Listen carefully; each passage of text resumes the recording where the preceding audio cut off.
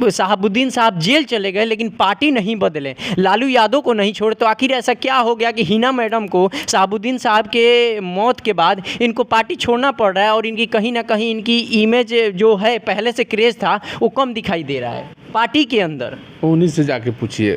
अगर अलायंस नहीं होगा तो सिवान से माना जाए कि आपकी पार्टी चुनाव लड़ेगी? गठबंधन के दौर है बाबू, कुछ भी संभव है। जेल चले गए उस नेता के लिए, उस पार्टी के लिए, तब वो पार्टी नहीं छोड़े, तो हिना मैडम तो भी अच्छे परिस्थिति में है, तो फिर पार्टी छोड़ना कहाँ तक जायज़ है? अरे भाई उनकी मामला है, हम आपसे बार बार कह रहा हूँ जो उनकी मामला है आप उनसे पूछिए। उनकी पति हैं, वो जानते थे, आज नहीं हैं। उस विकट परिस्थिति में उनके यहाँ कोई आया है तो कोई आएगा तो स्वागत होगा। 24 के चुनाव में आपकी पार्टी अलायंस करने को तैयार है किसी भी दल से? समय आने दीजिए, आपको बता देंगे। बताइए, अब सांसद महोदय हॉस्पिटल में भर्ती हो गए, सर फूट गया, मंत्री जी को फट्टा फट्टा मारा गया लाठी लाठी और एक कार्यकर्ता की हत्या हो गई, तो ये कहीं ना कहीं किस चीज़ को दर्शाता है? कहीं जंगल राज पार्ट 2 तो शुरू नहीं हो गया है? आपको कहना पड़ेगा हमको, आप नहीं देख रहे हैं निहत्थे लोगों कैसे लाठियाँ बरसाई जा रही है। कोई आप देख रहे हैं तो पब्लिक पॉइंट में आपके संग प्रिंस मिश्रा। भाजपा के ऊपर लाठीचार्ज बिहार सरकार के प्रशासन के द्वारा किया गया, आप इस पे क्या कहिएगा? देखिए, चाहे जो भी कोई हो, जिस पार्टी के लोग हो, अगर कोई स्वतंत्र होकर अपना मांग रखता है, लोकतंत्र में सबका अधिकार है प्रदर्शन करना शांतिपूर्ण। अगर कोई प्रदर्शन करता है उस पर लाठी बरसाई जाती है, ये गलत है, ऐसे नहीं होना चाहिए। दुखदाई खबर है।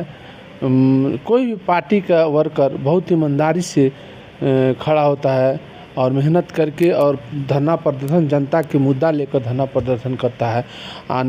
निहत्था लोग होते हैं, कोई वहाँ लाठी डंडा लेकर नहीं बढ़ते हैं और पुलिस वहाँ भी लाठी डंडा जलाए, बड़ी दुर्भाग्य की बात है।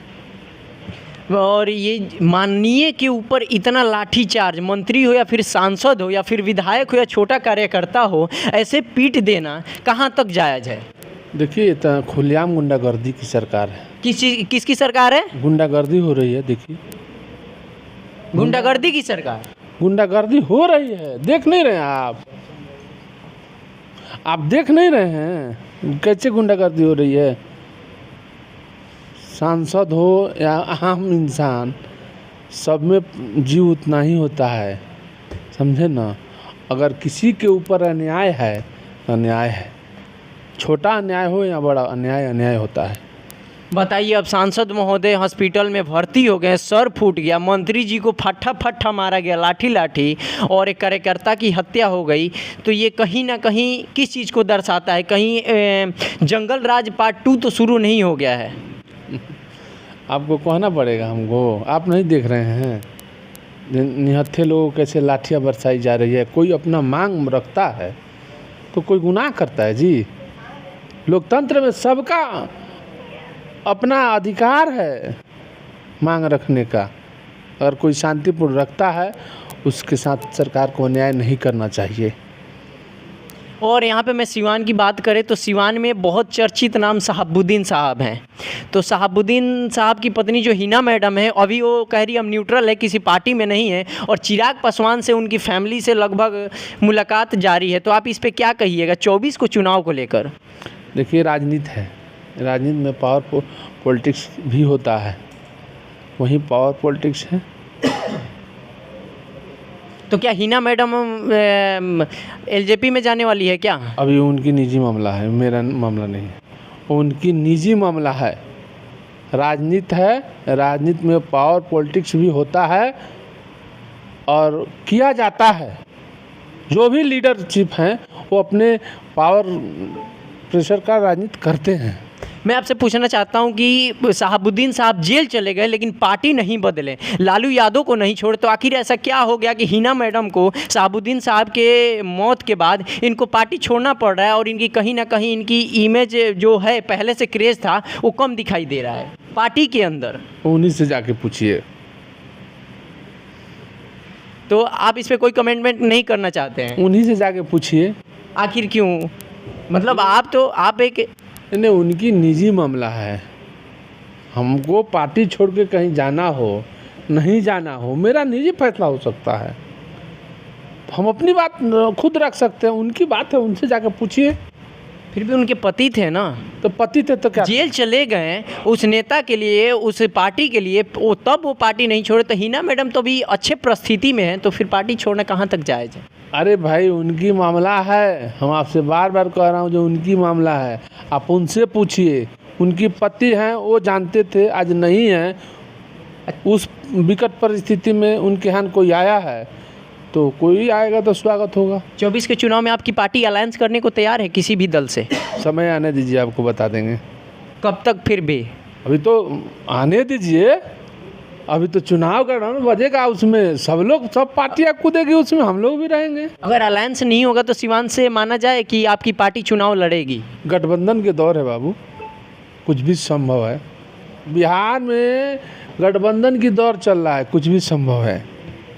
अच्छा, आप माना जा रहा है टूना जी पांडे को तो आप बखूबी उनका बयान सुनते होंगे। उन्होंने शहाबुद्दीन साहब का कई बार जिक्र किया कि शहाबुद्दीन साहब की पत्नी जब तक कोई संवैधानिक पद पे नहीं जाती है, राज्यसभा विधानसभा किसी विधानमंडल कहीं नहीं भेजा जाता है, तब तक हम चुनाव नहीं लड़ेंगे।